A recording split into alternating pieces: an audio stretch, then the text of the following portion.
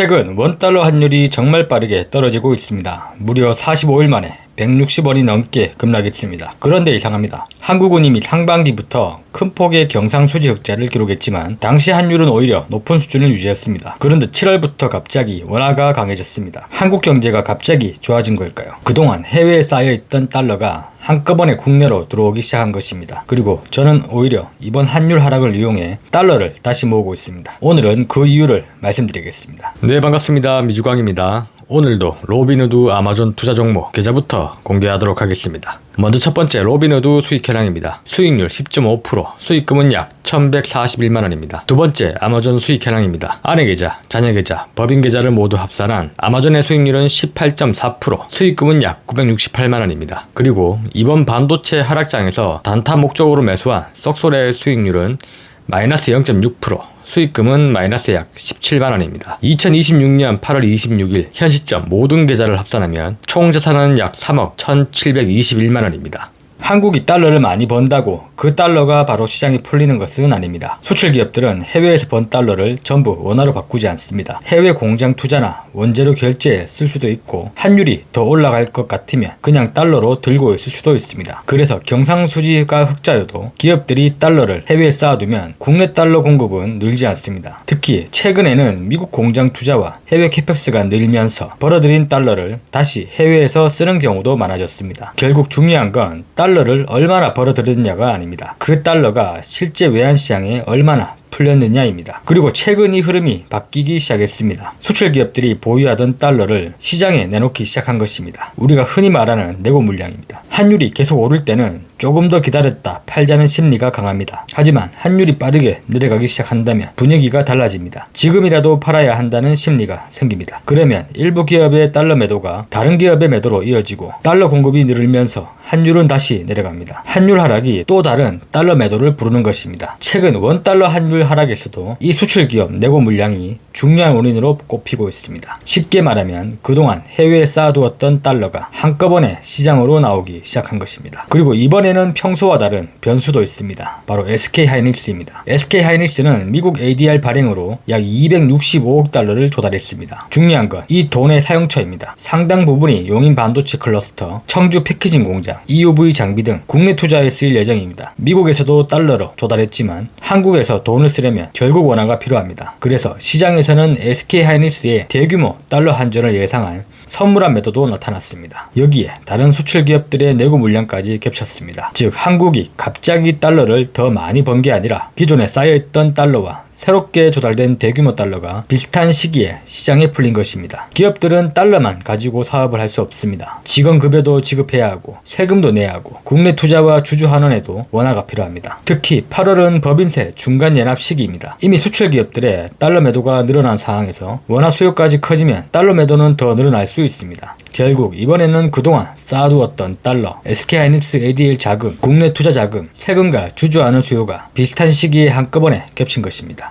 쉽게 말하면 새로운 달러가 갑자기 많아진 게 아니라 창고에 쌓여있던 달러까지 한꺼번에 시장으로 풀린 것입니다. 그래서 환율도 평소보다 빠르게 내려온 것입니다. 여기서 저는 조금 조심스럽게 보고 있습니다. 왜냐하면 지금까지 설명한 상당수 요인은 구조적인 변화라기보다 수급의 변화이기 때문입니다. SK하이닉스가 매월 265억 달러씩 새롭게 조달하는 것은 아닙니다. 기업의 세금 납부도 특정 시기에 집중됩니다. 기업들이 보유한 달러 역시 무한정 팔 수 있는 것은 아닙니다. 결국 물량에는 끝이 있습니다. 반면 몇 년에 걸친 환율 방향은 결정하는 변수가 따로 있습니다. 미국과 한국의 금리 차이, 두 나라의 성장률 차이, 미국의 통화정책, 한국의 수출 경쟁력, 경상수지, 그리고 한국 자본이 해외로 얼마나 이동하는지가 훨씬 중요합니다. 그래서 최근 환율이 빠르게 떨어졌다는 이유만으로 이제 원화 강세 시대가 시작됐다거나 앞으로 계속 환율이 내려갈 것이라고 생각한다는 것은 조금 이르다고 보고 있습니다. 조금 더 길게 보면 반대 방향의 힘도 커지고 있습니다. 바로 해외 투자입니다. 국민연금과 기관은 미국 주식과 채권 비중을 늘리고 있고 개인들도 예전보다 훨씬 많이 미국 주식에 투자하고 있습니다. 기업들도 마찬가지입니다. 반도체, 배터리, 자동차 공장을 미국에 계속 짓고 있습니다. 이 과정에서는 결국 달러가 필요합니다. 원화를 팔고 달러를 사야 하기 때문입니다. 즉 한국은 수출로 달러를 벌지만 동시에 개인과 기관, 기업이 그 달러를 다시 해외로 보내고 있습니다. 저는 이 흐름이 장기 환율을 볼 때 더 중요한 구조라고 생각합니다. 제가 장기적으로 달러를 좋게 보는 이유도 결국 미국에 있습니다. 저는 환율이 1,400원인지 1,500원인지 보다 앞으로 세계의 돈이 어디로 이동할 것인가를 더 중요하게 봅니다. 지금 가장 많은 자본이 몰리는 산업은 AI, 반도체, 클라우드, 데이터 센터입니다. 그리고 그 중심에는 여전히 미국이 있습니다. 엔비디아, 아마존, 마이크로소프트, 구글, 메타 같은 기업들이